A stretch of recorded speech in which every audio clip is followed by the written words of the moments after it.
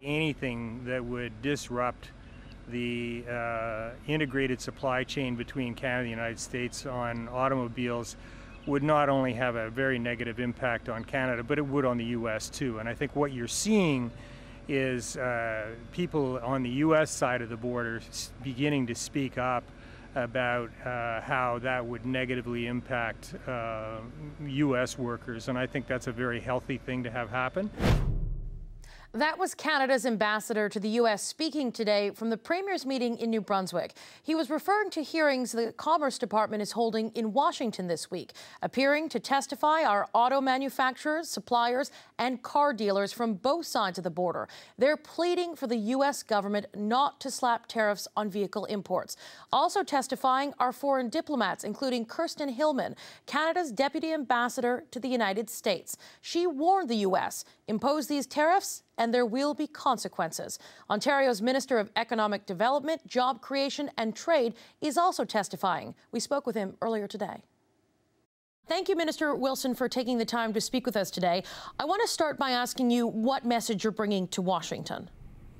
Well, Katie, I'm here on behalf of the Government of Ontario and the people of Ontario and the workers of Ontario, particularly in our auto sector, to give the message to the White House and to all that will listen in the United States side that we have integrated supply chains in the auto sector that on both sides of the borders we have hundreds of thousands of people whose jobs depend on a good trading relationship, on the trading relationship in fact we had up until now with the United States. And the fact that the hearing and the fact that the United States is looking into putting tariffs on auto parts and on finished automobiles will be devastating to jobs in Ontario, but it'll also be very, very devastating to jobs in America and American workers. It'll hurt them very much. And so we want to make sure that the decision makers here in the United States understand that while it will be very, very tough for Ontario to get through the tariffs, it will be even more devastating for the United States.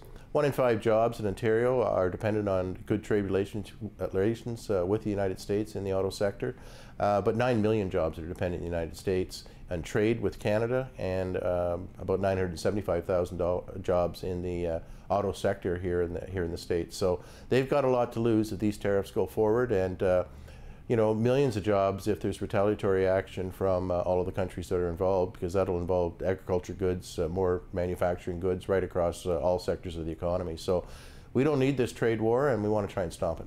Now, Minister, I'll get back to the impact in just a moment, but these hearings are taking place as part of the tariff consultation process. But do you suspect the White House has already made up its mind on this issue? Well, Katie, I hope not. I hope that these hearings are meaningful, and that Secretary Wilbur Ross, the Commerce Secretary, will make recommendations to the White House, to President Trump, that at the very least will exempt Canada and Ontario. We have a world-class trading relationship, second to none in the world, and there's no particular reason why they should be picking on Canada and Ontario. We didn't have any trading problems, particularly in automotive and automotive parts. Both sides of the border agree that we have an excellent relationship. We have a unique relationship that is the envy of the world.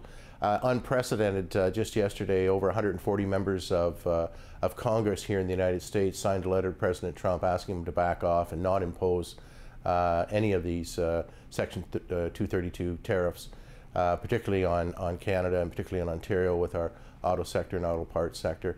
Now, we've also...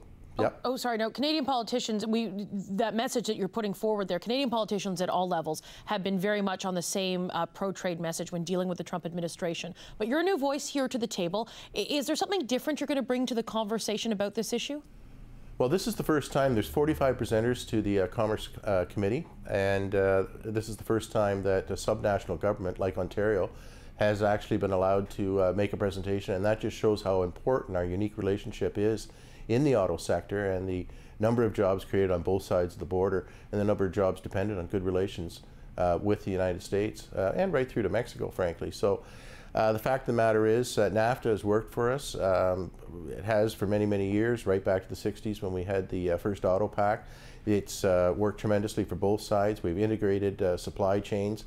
To undo all of that that's been built up over the decades just doesn't make any sense for either Americans or Canadians.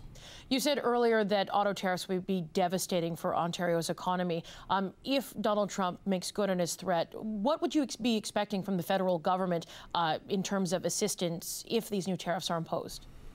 Well, the federal government with the steel and aluminum tariffs, has already put out $2 billion, but I don't know. I mean, I don't know what the figure would be to try and boost up auto and auto parts if the tariffs went ahead. We can't allow that to happen, and I hope calmer heads will prevail in terms of the evidence. The evidence is at these hearings that overwhelmingly Ontario, Canada is in no way a threat to the national security of the United States. That's the premise of these hearings in the first place. And secondly, there's just hundreds of thousands of jobs on our side and millions of jobs at stake on the American side. And why would any elected politicians at any level of government want to impose such pain on their people when it doesn't make any sense at all? Are you working on a contingency plan with the federal government or a contingency plan on your own? Yeah, so we're standing shoulder to shoulder with the federal government now, and we're definitely wargaming, as we say in politics, all scenarios. But it would be very, very difficult if these tariffs went ahead to respond in the auto sector, to be quite frank about it. There would be job losses, but there'd also be job losses in the possible millions across the United States. Some figures we've seen just with the auto sector, depending on the level of tariffs, would be 195,000 jobs in the United States up to 645,000 jobs. That's just the auto sector, auto parts sector, auto service sector. The fact of the matter is, because what happens if you slap tariffs in a car in the United States, an import car priced at $30,000, the price of that car could go up $6,000, $7,000. Eventually they become unaffordable. On the Canadian side, a $35,000 car, the price of a car overnight, if these tariffs come in, could go as high $8,000 additional. Eventually people can't afford to buy cars. One of the banks in Canada has a study out that shows that last year we produced just over 2 million units, or 2 million cars. Most of those exported, 86% of those exported to the United States. That within 3 years, if the tariffs came in, our production would be down by about 900,000, down by about half. So you imagine how many workers would be affected and how many families would be affected.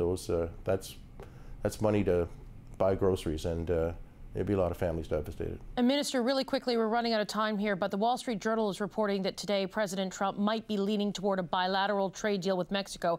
We've heard him use this posturing before. Does this concern you? No, because I hear from our federal officials and all the meetings we've had with U.S. officials and elected people. The fact of the matter is they're more optimistic than maybe what we hear from President Trump or out of the White House on a day-to-day basis. And you never know what you're going to hear out of the White House, frankly, and that's a message we've heard across the board. But we're here to be, to reestablish our great relationships we've had for decades and decades and decades. And, we fought wars together. Our supply chain has helped support the national security of the United States through parts and electronics and vehicles that we've made for the war effort, in World War I, particularly World War II and other conflicts. We're best of friends, and we want to stay best of friends. And there's no reason why we should be upsetting the apple cart, as it were, with this trade dispute. So and Minister, we're down here to. On that note, I think we're going to have to leave it there, Minister Wilson. Thank you very much for your time today. We appreciate it. Okay, thank you, Katie. Thank you.